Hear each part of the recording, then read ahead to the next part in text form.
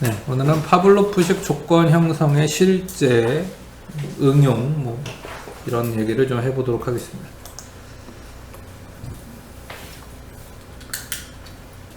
일단 강아지 대통령, 개통령, 강영욱 씨가 많이 할 만한 그런 내용인데, 강아지들한테 뭔가 선호를 형성해주는 모든 과정은 파블로프식 조건 형성이에요. 강아지가 목줄을 자라게 하고 싶다. 근데 목줄을 막 처음에는 막 거부하고 안 차려고 하고 막 몸 막 비틀고 흔들고 막 해. 근데 목줄을 이렇게 살짝 가져다 대준 다음에 어이 잘했네. 가만히 있으면 먹여주고. 또 목줄을 확 조이진 않고 뭐 목에 살짝 거는 부분들을 좀 잘하고 나면은 먹이주면서 또 어이 잘했네 이렇게 또 칭찬도 해주고. 그러면 이제 목줄에 대한 선호도가 조금씩 생겨요. 아, 목줄은 맛있는 거 나오고 목줄은 맛있는 거 나오고, 그러니까 목줄은 좋은 거 이렇게 되는 거죠. 또 강아지가 산책을 좋아한다. 그러면은 목줄을 딱 보여주면은 먹이 주고 산책도 나오고, 목줄을 딱 보여주면 먹이도 주고 산책도 나오고. 아, 그럼 목줄은 먹이도 나오고 이렇게 밖에 나가서 논다는 신호구나, 산책도 한다는 신호구나. 그러면은 뭐 목줄 뭐 알아서 막 하려고 하겠지. 그래서 이런 목줄에 대한 선호 이런 거 만드는 거 다 결국에는 고전적 조건 형성이다. 똑딱똑딱 먹여주고 침 흘리고, 똑딱똑딱 먹여주고 침 흘리고 똑같죠. 목줄은 원래 강아지한테 중립적이고 아무 의미도 없는 거였는데, 목줄을 자꾸 먹을 거랑 연결시키니까 좋아졌어. 목줄을 자꾸 산책하고 연결시키니까 목줄이 좋아졌어. 의미가 없었던 거를 의미가 원래 있는 자극과 연결시키니까 좋아진 거죠. 강아지 훈련시키는 거는 다 여기서 크게 벗어나지 않죠. 강아지들을 훈련시키는 거는 다 이 부분에서 벗어나죠. 또 어린아이들이 엄마에 대한 애착을 형성하는 것도 일부 파블로프식 조건 형성에 의해서 엄마가 좋아지는 게 있어요. 엄마랑은 좀 특별한 애착을 많이 형성을 하잖아. 근데 아주 좀 냉정하게 얘기하면은 그 엄마라는 존재 자체가 좋은 거냐? 꼭 그렇지 않을 수 있는 거지. 파블로프가 얘기한다면은 엄마가 먹을 걸 주니까 좋은 거야. 엄마한테는 맛있는 우유가 있거든. 나를 생존하게 하는 게 있거든. 아주 당분이 높고 맛있는 우유를 엄마가 제공해 주기 때문에, 이 사람이 나한테 먹이를 주네? 이 사람이 또 나한테 먹이를 주네? 이렇게 되는 거죠. 원래 엄마라는 존재는 아기에게 중립적인 거였는데, 아기가 좋아하는 먹이를 자꾸 줘. 그러니까 이 무조건 자극, 먹이라는 무조건 자극과 엄마라는 중립적인 자극이 자꾸 연결이 되니까 엄마가 좋아지는 거지. 이것도 결국에 똑딱똑딱 먹이 주고 침 흘리고 하다 보니까 똑딱똑딱 소리가 침 흘리게 되는 거랑 똑같아요. 엄마라는 중립적 자극이 엄마, 우유, 나는 맛이 기분이 좋아져. 엄마, 우유, 기분이 좋아져. 엄마, 우유, 기분이 좋아져. 그러니까 엄마가 좋아지는지. 원래 우유가 기분 좋게 하는 건데 엄마가 좋아졌어.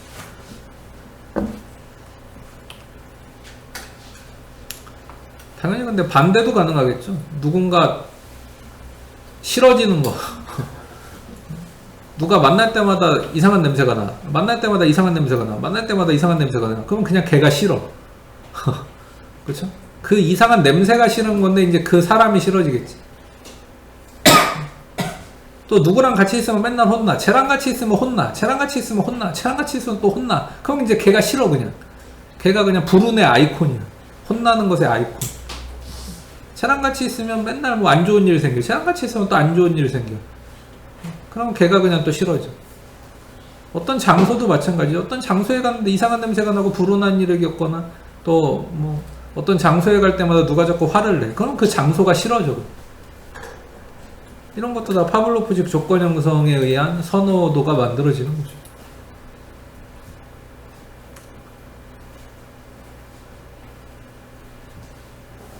그리고 특히 이제 맛과 향에 대해서는 좀 이렇게 기억을 떠올리게 하는 효과가 있어요. 기억에 대한 연상작용. 예전에 내가 사랑했던 어떤 여인이, 또는 내가 사랑했던 어떤 남자가 맨날 쓰는 향수가 있었어. 근데 어느 날 지하철역에서 전철을 타다가 낯선 남자에게서 또는 낯선 여자에게서 그 남자의 또는 그 여자의 향수를 느껴버렸네. 그럼 막 그 추억이 막 되살려지는 거지. 이것도 연합학습이야. 파블로프식 조건 형성이야. 그 향수는 그 사람, 그 향수는 그 사람, 그 향수는 그 사람이 된 거지. 그러니까 낯선 남자나 낯선 여자에게서 그 향수를 맡으니까 그 기억이 떠오르는 거야. 그래서 어떤 광고, 이게 스킨 광고였던 것 같은데, 낯선 남자에게서 내 남자의 향기를 느꼈다. 그 광고 카피가 있었던 거잖아. 굉장히 심리학적인 광고 카피죠.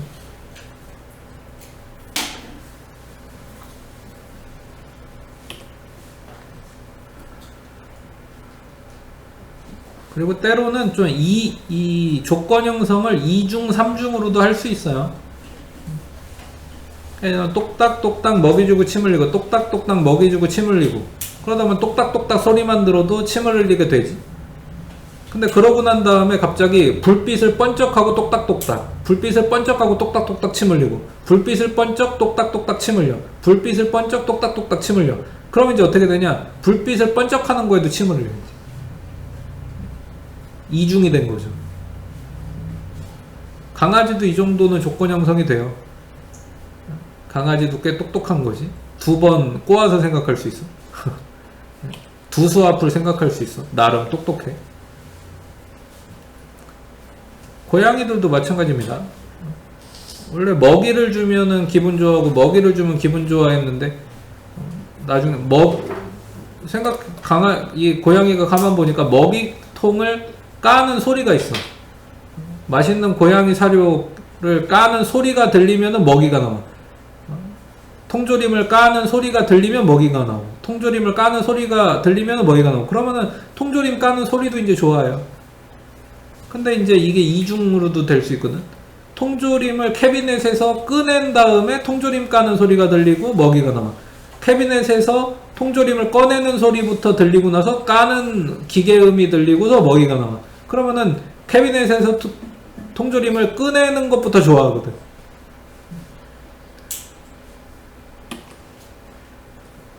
그리고 여러분도 이런 거를 우리도 많이 경험할 수 있지. 사실은 치과가 왜 무섭냐? 마취주사가 무서운 거거든. 마취주사 아파. 마취주사 무서워. 마취주사 아파. 마취주사는 고통. 근데 그러다 보니까는 치과는 마취주사랑 자꾸 연결돼서 그냥 치과가 무서워. 치과 의사가 무서워. 병원도 마찬가지죠. 병원 가서 주사 맞는 게 무서워. 병원 가서 주사 맞는 게 무서워. 아파. 근데 그 주사를 놓는, 가지고 다니는 의사와 간호사도 그래서 무서워. 그리고 병원이라는 중립적인 공간, 치과라는 중립적인 공간, 그 치과 냄새 맡는 거, 병원 냄새 맡는 것도 무서워져, 나중에. 또 심지어 병원도 아닌데 흰 가운을 입고 다니는 사람만 봐도 그냥 무서워. 그래서 실제로 화이트 가운 이펙트라는 게 있어요. 사람이 심장박동이 정상적이었는데 흰 가운 입은 사람을 보면 괜히 긴장돼. 그런 사람도 있다니까. 집에서 어머니 아버지들 뭐 혈압 같은 거 재시는 분들이 있을지 모르겠네. 집에서 혈압 잴 때는 정상이었는데 병원만 가면 고혈압이래. 그게 희한한 거지. 집에서는 정상이었는데 뭐가 잘못된 거예요? 병원 갔을 때가 잘못된 거지. 거기 가서 괜히 긴장하는 거야. 병원만 가면 괜히 긴장도가 올라가는 사람들이 있다니까. 이것도 사실은 고차적 이중으로 조건 형성이 된 거죠. 그리고 이 동물도 그렇고 우리도 그렇고 정확하게 그 똑딱똑딱 메트로놈 소리 그 속도의 똑딱똑딱이 아니더라도 비슷하면은 또 반응해요. 유사한 것까지는 반응해 준다는 거지. 비슷한 것들. 이런 걸 자극의 일반화라고 합니다. 이런 자극의 일반화 능력은 되게 유익한 거죠. 비슷한 거는 비슷하게 반응을 한다는 얘기니까. 예를 들면 스타벅스에 가면은 뭐 돌체라떼 달달한 돌체라떼 먹는 걸 좋아해. 근데 어느 동네 갔더니 스타벅스가 없어. 그러면은 이디야에서 연유 카페라떼 뭐 이런 거 먹을 수도 있는 거거든. 맛이 비슷하니까. 그러니까 그런 게 이제 일반화야. 비슷하면은 만족을 줘. 비슷하면은 비슷한 걸 느낄 수 있어요. 비슷한 만족을 느낄 수가 있어.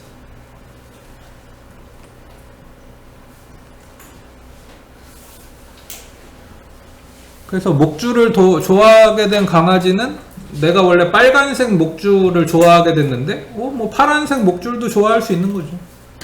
똑같은 목줄이니까. 걔는 또 색을 그렇게 잘 구분하지 못하니까. 걔한테는 대부분 흑백으로 세상이 보일 테니까 이게 빨간색 목줄인지 뭐 파란색 목줄인지 알게 뭐냐. 목줄이면 다 좋아 그냥. 이게 자극의 일반화죠. 또 통조림 캔 이렇게 따는 소리를 좋아하게 된 고양이는 정확하게 그 통조림 캔을 따지 않더라도 다른 통조림 캔도 또 좋아하게 될 수 있죠. 그리고 이렇게 하는 게 뭐 나쁜 게 아닙니다. 우리도 어떤 비슷한 거에 대한 선호도를 계속 형성해 나가는 게 일상생활 하는데 좀 편리하지. 의사결정과 판단을 쉽게 만들어주잖아. 고민하지 않게 만들어주잖아. 내가 원래 김치볶음밥을 좋아해. 뭐 김밥천국에서 김치볶음밥 시켜먹는 걸 좋아해. 그러면 다른 데 가서도 그냥 이 김밥천국 비슷한 유의 분식집이면은 김치볶음밥 있어요? 저 그거 주세요. 해버릴 수 있지. 맛이 완전히 똑같진 않을지라도 비슷할 거라고 그냥 예상을 하는 거예요. 스터디 카페에서 공부를 하던 사람은 A라는 스터디 카페 말고 다른 B라는 스터디 카페에 가서도 뭐 어느 정도 공부를 잘할 수도 있겠죠.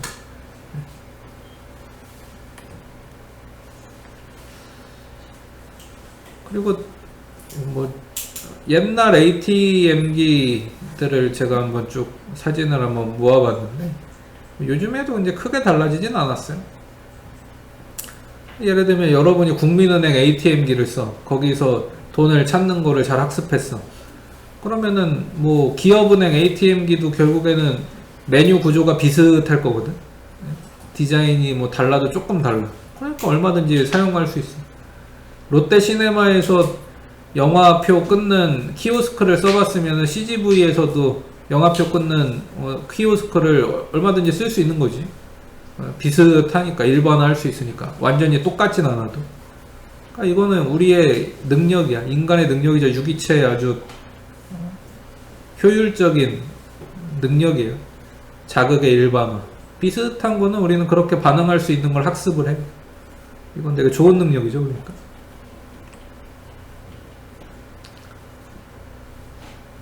그래서 실제로 뭐 이런 것도 가능해. 카페인을 계속 섭취하다 보니까는 카페인의 좀 부작용들을 경험하게 돼. 일단 뭐 잠도 잘 안 오고, 또 여러분들 뭐 젊어서 그런 거 경험 안 할 수도 있지만은 카페인의 부작용 중에 하나가 또 화장실 되게 자주 가게 하는 부작용이 있거든. 예를 들면 나중에 뭐 중요한 시험 보러 가고 그러는데 커피 먹은 것 때문에 시험 보다가 막 화장실 가고 싶어지면 집중력 떨어지잖아. 그런 일 없어야 될 거 아니야. 근데 커피는 좀 먹고 싶어. 그럼 어떻게 하면 될까? 요즘에 좋은 대안이 생겼지. 디카페인. 그러니까 우리 뇌는 디카페인으로 소가 넘어가 줄 수 있어요. 소가 넘어가게 만들 수 있어. 왜? 자극의 일반화가 가능하니까. 디카페인을 먹어도 카페인을 먹었다고 우리 뇌가 인식하고 만족감을 충분히 줄 수 있는 거지. 또 사실 디카페인이라고 하더라도 카페인이 전혀 없는 건 아니거든. 0.001% 정도 들어있거든요.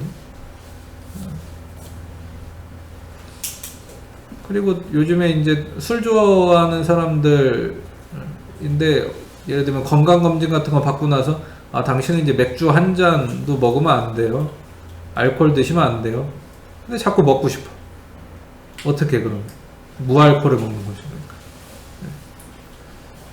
우리 뇌가 그거를 비슷하다고 생각해서 소가 넘어가 주면 되는 거니까. 만족감을 느끼면 되는 거니까. 이것도 맥주야 라고 느끼면 되는 거니까.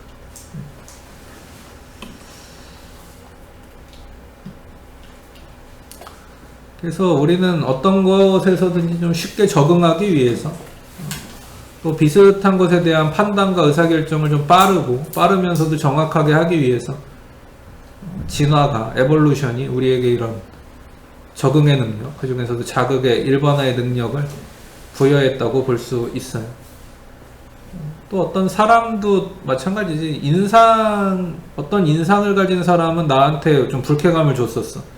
그럼 그런 비슷한 인상을 가진 사람은 피하는 게 좋은 게 맞거든. 왜 우리 진화적인 부분에서 우리 뇌가 그걸 아는 거지. 비슷한 인상을 가진 사람은 비슷한 삶을 살거나 비슷한 성격일 가능성이 높다는 걸 아는 거예요. 그러니까 걔도 피해야 된다.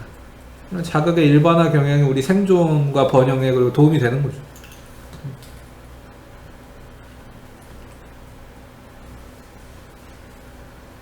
그리고 여러분들이 우리나라에서 녹색불에는 신호등에서 이제 녹색불은 건너가라는 신호다. 빨간불은 멈추라는 신호다. 이런 걸 배웠는데 외국에 나갔더니 그 신호가 반대로 돼 있다고 생각해봐. 너무 불편할 거예요. 사고 날 수도 있고. 너무 다행히 전 세계가 그런 것들이 표준화돼 있죠. 이거는 인간의 일반화 경향을 극대화시킨 거예요. 어느 나라를 가든지 녹색불 또는 파란불은 건너가라요. 또는 움직여라요. 빨간불은 멈춰라고. 어느 나라나 똑같아. 이런 걸 표준화라고 하는 거거든. 전 세계 사람들이 이런 동일한 규칙을 적용하는 거예요. 왜? 인간은 이런 일반화 능력을 가지고 있고 이런 일반화 능력은 어느 나라에 가든지 동일하게 적용이 돼야 의미가 있으니까. 어느 나라 갈 때마다 계속 운전 방향이 다르고 신호등 체계가 다르고 상징적인 기호가 의미하는 바가 다르다면 곤란하지. 그러니까 우리나라에서 남자 여자 화장실을 구분하는 기호는 외국에 나가서도 비슷하게 구분이 되거든. 남자 여자 화장실을 구분하는 기호. 비슷해야 돼요. 그렇게 표준화가 되어 있는 거예요. 우리나라에서 쓰는 스마트폰에서 사용하는 아이콘들은 미국에서 사는 스마트폰에서 사용하는 그 아이폰 기호들, 스마트폰 기호들하고 똑같죠. 그러니까 전 세계가 똑같은 스마트폰 안에 있는 아이콘들의 기호를 쓰는 거예요. 옆 삼각형으로 되어 있는 거는 플레이 버튼, 뭐 이런 식으로 다 똑같이 쓰는 거란 말이에요. 유튜브의 그 로고죠. 역삼각형 무늬. 그거는 어느 나라나 다 플레이 버튼이야. 자극의 일반화 경향을 이용해서 모든 나라에 그런 걸 똑같이 적용한 거죠. 자, 그래서 오늘은 이렇게 파블로프식 조건 형성의 응용 실제에 대해서 살펴봤습니다.